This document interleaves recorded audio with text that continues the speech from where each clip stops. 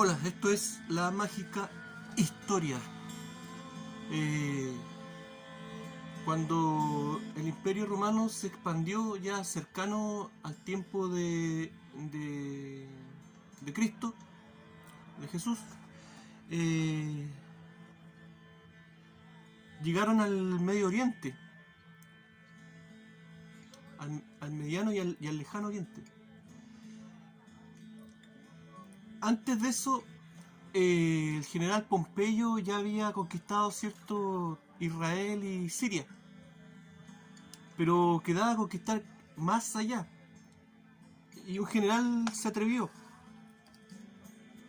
¿Y qué había más allá? Había un imperio, el Imperio Parto. Bueno, este general era el hombre más rico de Roma y dijo, bueno, lo que yo necesito son, lo que no me ha dado la vida, son ganancias militares. Así que se atrevió a ir a conquistar el Imperio Parto con su hijo, pensando que se iba a encontrar, ¿cierto?, con un imperio de gente primitiva. ¿Qué se encontró? Se encontró con un imperio feudal y que ya en ese tiempo tenía un ejército y todo un aparataje armamentista que solo se equiparó en Europa en la época medieval. Claro, este hombre se trasladó en el tiempo, desde el tiempo de Jesús a la época medieval, ¿cierto? Al cruzar la frontera. ¿Qué le pasó? Bueno, ¿cómo se llamaba este general? El general Craso. Y de ahí viene el término craso error. Claro, eso le va a dar a usted una idea de cómo le fue en su campaña a este general. Vamos a ver entonces cuál era el aparataje armamentista que tenía el Imperio Parto en el tiempo de Jesús, ¿cierto? Vamos a ver algunas cosas que deberían aparecer en las películas del tiempo de Jesús, pero nunca las van a mostrar. Pero vamos a empezar, vamos a irnos antes. ¿Cuándo entra el carro de guerra en Egipto? ¿Cierto? Se dice que fue por ahí por el año 1600, durante la invasión de los Hicsos en el norte de Egipto. Estos personajes, estos hombres introdujeron no solamente el caballo y el carro de guerras a Egipto, sino que también nuevas espadas, nuevos arcos, nuevas armas que no se habían visto nunca, por lo menos en Egipto. Yo cuando he visto documentales de los Hicsos, hay algunos documentales, siempre los muestran y dan a entender de que eran un pueblo y una cultura semítica. Yo creo que no, discrepo de eso. ¿Por qué? Bueno, para empezar, no existen cuerpos de Ixos como para comprobar.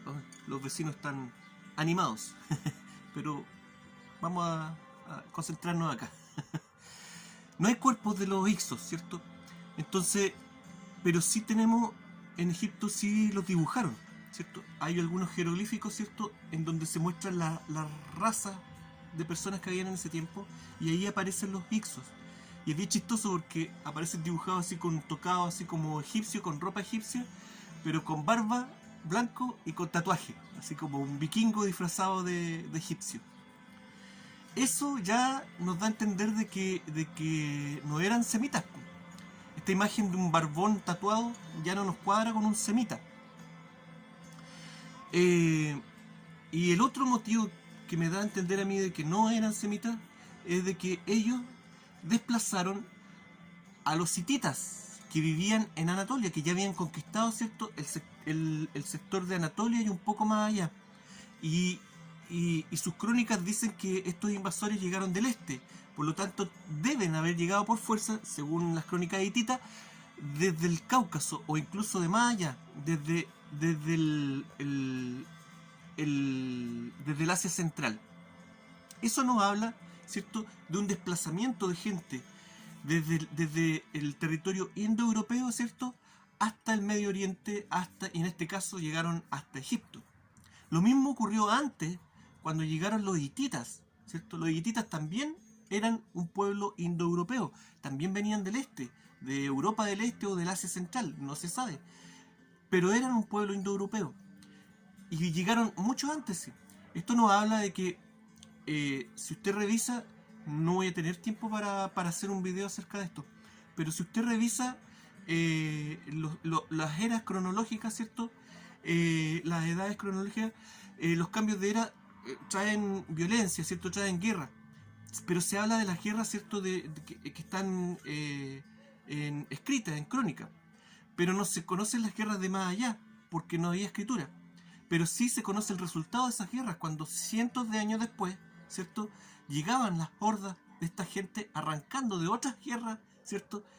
Quizás en qué lugar, no, eso no se puede saber, ¿cierto? Pero, en fin, la llegada de los hititas,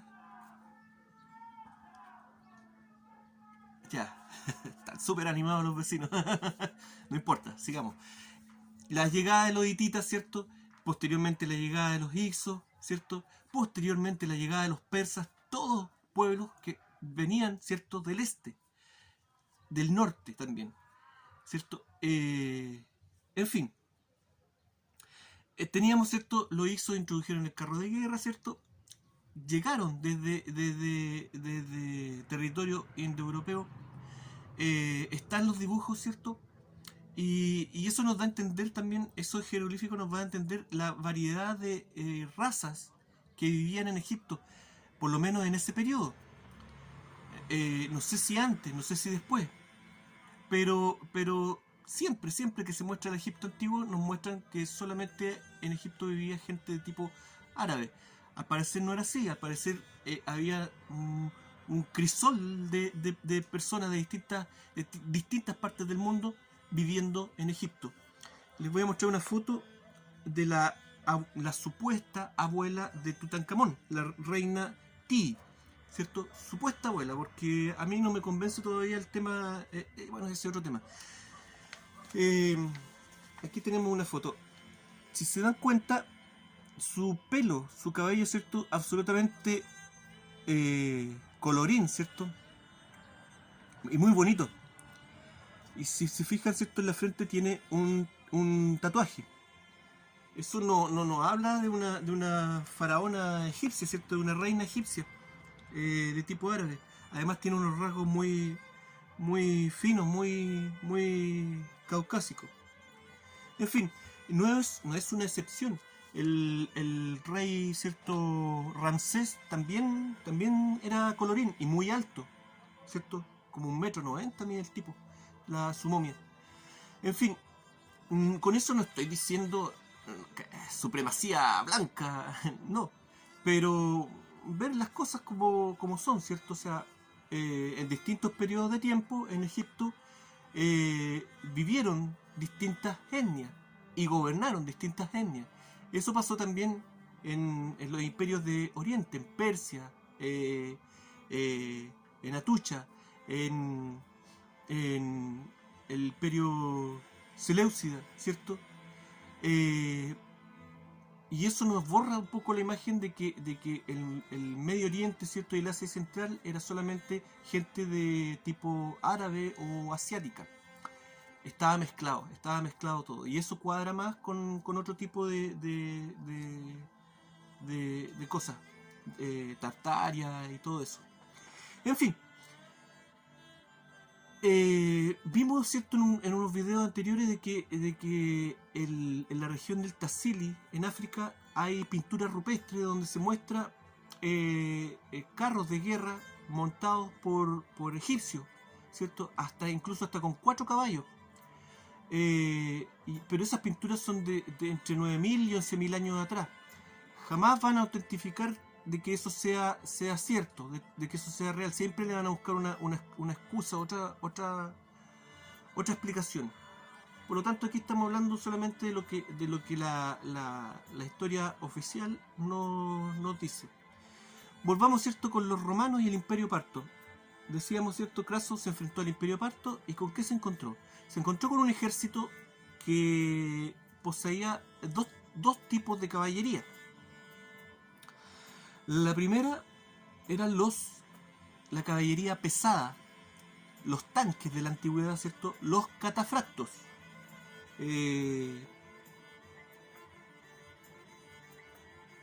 Pausa. Ya, ahí tenemos imágenes de los catafractos partos, ¿cierto? ¿Cierto? Son como caballeros medievales con armadura y sus caballos también con armadura, pero en el tiempo de Cristo.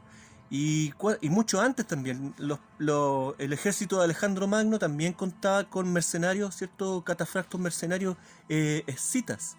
Los escitas introdujeron los catafractos, la primera vez que se sabe de ellos, aproximadamente por ahí por el 800 a.C., cuando los escitas tuvieron una guerra con los cimerios, no confundir con los sumerios. Esa guerra quedó y sirvió de inspiración para el cómic y la película de Conan el Bárbaro. Así que ahí está un poco idealizado el tema, sí, pues, harto idealizado, pero eso es un poquito el asunto. Como vemos, son caballeros casi de tipo medieval, pero más de 1000 años antes del periodo medieval. Ahora, si usted coloca catafracto, está todo a un clic de distancia. Se va a encontrar ahí, puede revisar harto la imagen y todo eso.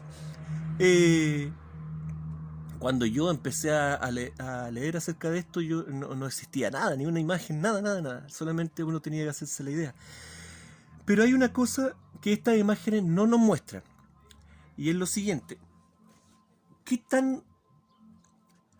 los caballos que llevaban estas armaduras, ¿cierto? Y con un jinete sobre ellos, que también con armadura, obviamente tenían que ser caballos robustos, macizos. ¿Qué tan grande? Bueno, habían distintas razas, pero los partos llegaron a tener la raza de caballos más grande que ha existido, que se conoce, que eran los caballos niceos. Los caballos niceos se extinguieron, pero aquí tengo una imagen que les va a dar una idea de cómo eran. Ahí está. Ese caballito que ven ustedes en la foto blanco y negro, ¿cierto? No es una foto trucada, es un caballo que lo criaron especialmente para que alcanzara ese tamaño. Y actualmente también hay caballos bastante grandes, pero que no son una raza de caballos grandes. Son caballos que han sido preparados desde potrillo, ¿cierto? Especialmente para que crezcan de esa manera.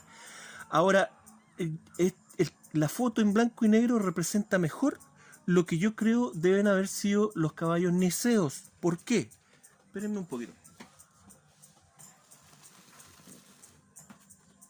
Bueno, porque para hacernos una idea de qué tan macizos eran, dicen que los caballos que estaban, ¿cierto?, en la entrada de Constantinopla, en las esculturas de los caballos que estaban en Constantinopla, eran representaciones de caballos niceos, y esas esculturas son bien famosas. Hay una réplica, parece que está en Venecia, y son caballos bien macizos, así como el de la fotografía. Entonces imagínense ustedes son de la infantería romana y ven trotándose ustedes 1000 caballos de estos gigantes con un tipo arriba, ¿cierto? Con una lanza enorme, y bueno, usted ya sabe lo que le va a pasar, ¿cierto? Claro que sí. Ahora, cuando yo vi este asunto, a mí me saltó de inmediato una duda. ¿Cómo se subían esos tipos arriba? O sea, con una armadura y más encima arriba de estos caballos enormes. Hay que pensar que en ese tiempo no existían los estribos y el tipo iba con una lanza. Lo único que tenía para sujetarse del caballo eran sus piernas, la fuerza de sus piernas. Más encima de un caballo grande. Bueno, la respuesta de eso la encontré en una batalla que perdieron los partos, porque justamente los catafractos no estuvieron a tiempo, se demoraron mucho. Habían estado desde la mañana preparando sus catafractos para poder ir a la batalla, pero no alcanzaron a estar listos. Esto nos da a entender de que, claro, demoraban mucho tiempo en vestir el caballo, en vestir al caballero y en montar al caballero sobre el caballo. Eso era un poco, ¿cierto?, el tema de los catafractos. Es por encima, este tema es bien fascinante. Hoy en día hay hasta juegos de video en donde aparecen los catafractos. Usted puede armar su propio catafracto en los videos. Es bien entretenido. Pero decíamos que los partos también tenían caballería liviana. ¿Qué era esto? Ya, si los catafractos eran los tanques, la caballería liviana eran como jeep con metralletas, una cosa así. Claro, eran caballos muy livianos, ¿cierto? De dimensiones más pequeñas, pero muy ágiles, caballos muy ágiles, con un caballero que no iba con armadura, ¿cierto? Todo muy rápido, para hacer un ataque muy rápido, sin lanza, obviamente, sino que con arco y flecha, disparando sobre el caballo. Aquí viene otra cosa, otra diferencia con el Imperio Romano. El tipo de arco que utilizaban los partos, ¿cierto? Era un arco compuesto. Esto quiere decir que lo armaban como un Lego, ¿cierto? Y lo pegaban, ¿cierto? En distintas técnicas, doblando las piezas y armándolas de tal manera de que el arco tuviera una presión increíble, increíble. Usted dice, este tipo está exagerando, está totalmente, ¿cierto?, engrupido con el tema. No. Vamos a compararlo, ¿cierto? El arco compuesto surge, se supone, por ahí, por la zona de Hungría, ¿cierto? Y con el tiempo se fue haciendo cada vez más pequeño. Esto para poder disparar sobre el caballo. Incluso hay modelos donde en la parte de abajo, ¿cierto?, del arco era más corta para poder pasar el arco por sobre la cabeza del caballo. Luego el arco parto se achicó mucho más, ¿cierto? Era un arco pequeño, pero increíblemente potente. ¿Qué tan potente? No se sabe.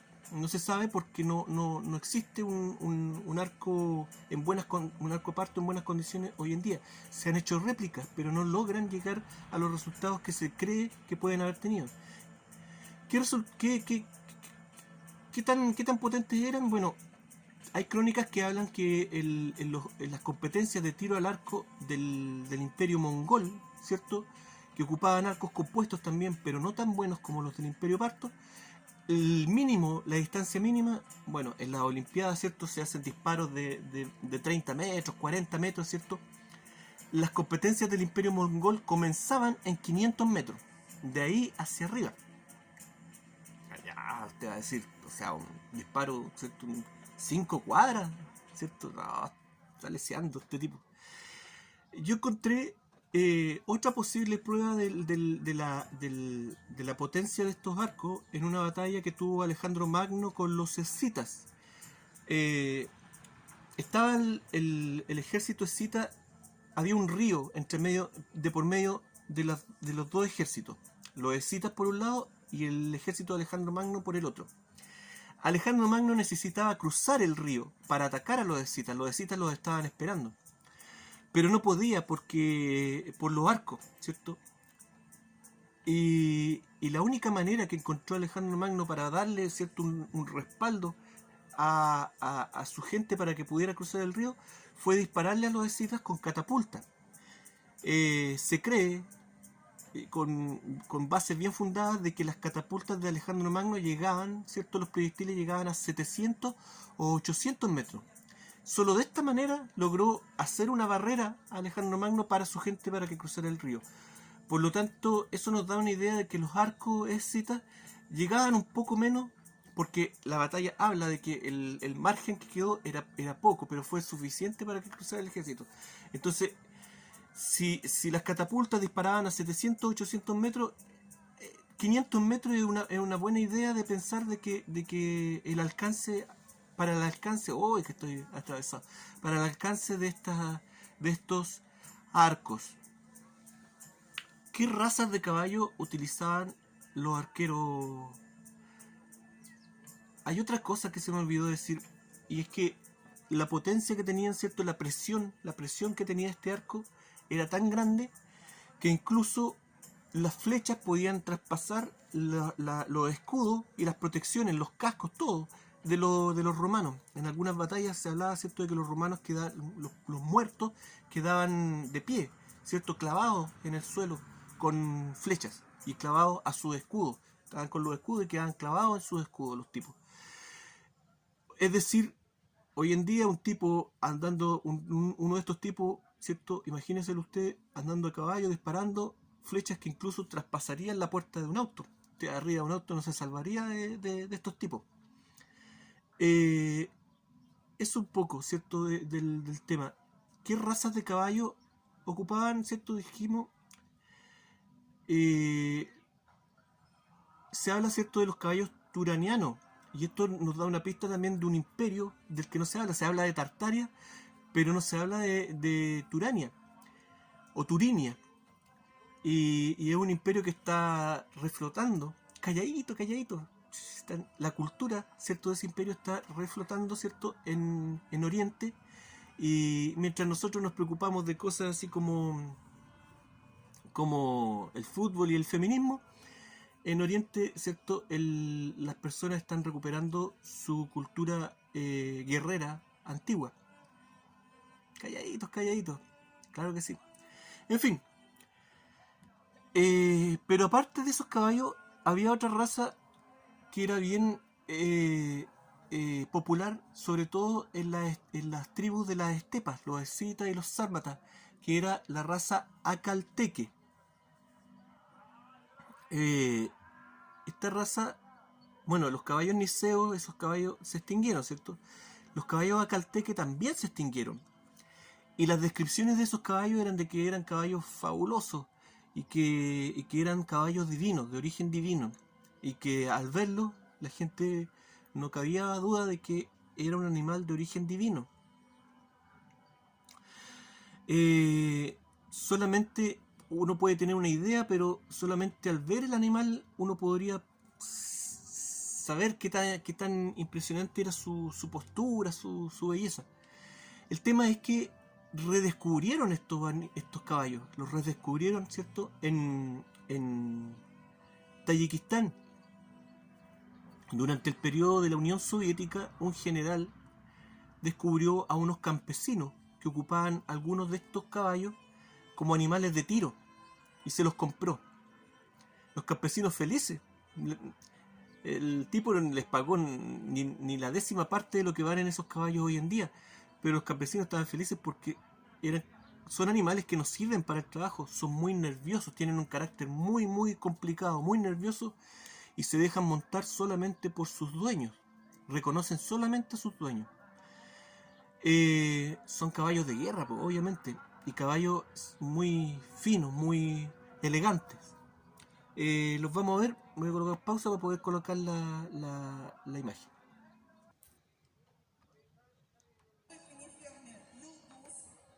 Ahí está. Ahí tenemos el caballo, la raza acalteque, recuperada no hace mucho, utilizada hoy en día como caballo de carrera, y están tratando, también están cambiando la historia de este caballo, pero de eso... Fabuloso. Ese pelaje no está trucado la imagen, son caballos que brillan en la luz del sol. Eso gracias a una proteína que tienen en el pelaje.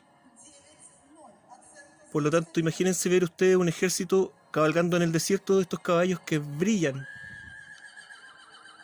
y con esa personalidad, ¿cierto? Que, claro, hacía creer a la gente de que eran caballos divinos, animales divinos. Son animales como de cuento. En fin.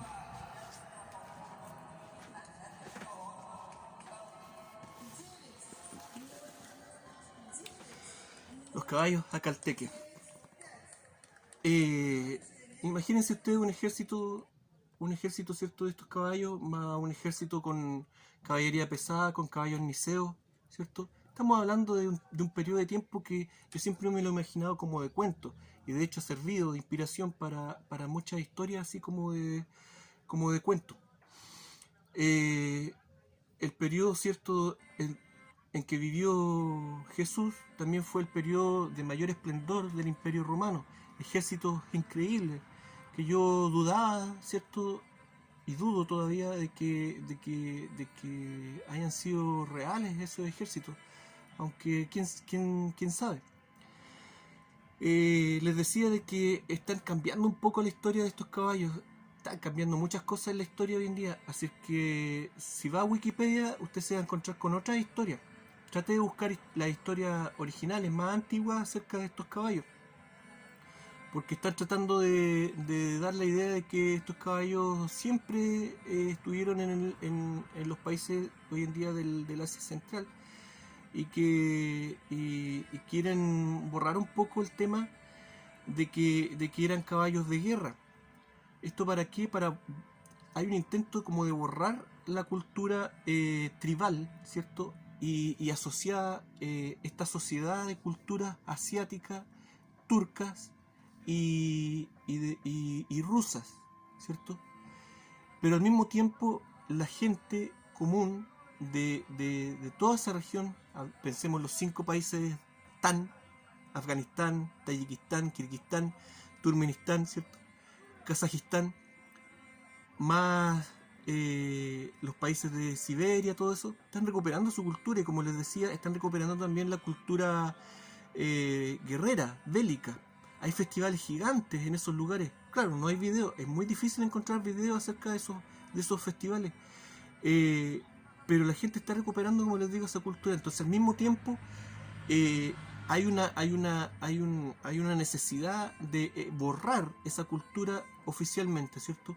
Taparla también con estas teorías de Tartaria y asociar a Tartaria como al imperio ruso, y siendo que no era así. Hablábamos, ¿cierto? En el video pasado acerca del origen de los primeros reyes, ¿cierto? Ya sea, vea usted la historia de Nemrod, ¿cierto? Todos estos reyes asociados a linajes de familias con algo de sangre divina, ¿cierto? Posteriormente llegaron todos estos reyes civilizados, ¿cierto? A construir y generar civilizaciones. Y a la par existió esta otra humanidad, ¿cierto? Que también fue auspiciada de alguna manera, ¿cierto? Pero que no vivían bajo los cánones monárquicos de estos reyes divinos. Eso perdura hasta el día de hoy. Y pienso que eso, aunque no lo veamos, tiene consecuencias políticas muy importantes que incluso nos afectan a nosotros hoy en día.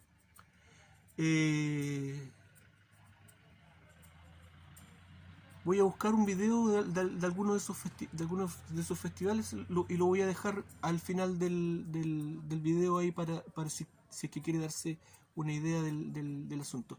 Pero eso es más o menos la idea de este video. Que se habla, ¿cierto?, de Tartaria nuevamente, ¿cierto?, de que muchas cosas se han escondido, que han escondido un imperio. No es solamente un imperio, son muchos imperios los que se escondieron, y no solamente un imperio, sino que son culturas distintas a la nuestra y culturas que viven aparte de lo que nosotros conocemos como civilización. Es una cultura tribal, en donde el hombre vive de forma natural, conectado con la naturaleza, y la gente de esos países, que ahora se han visto liberados de la Unión Soviética, están recuperando rápidamente su cultura. En varios países de Europa del Este se ha comenzado a legislar, ¿cierto? Y ahora es legal, ¿cierto? Muchas religiones paganas que durante el periodo de la Unión Soviética se habían vuelto ilegales. Es un poco acerca del tema, ¿cierto? En fin, nos quedan unos poquitos videos y después vamos a empezar con el tema del libro, Pequeño César. Chao, que estén bien. Los dejo, voy a buscar un video de alguno de estos festivales y los voy a dejar con esas imágenes. Que estén bien.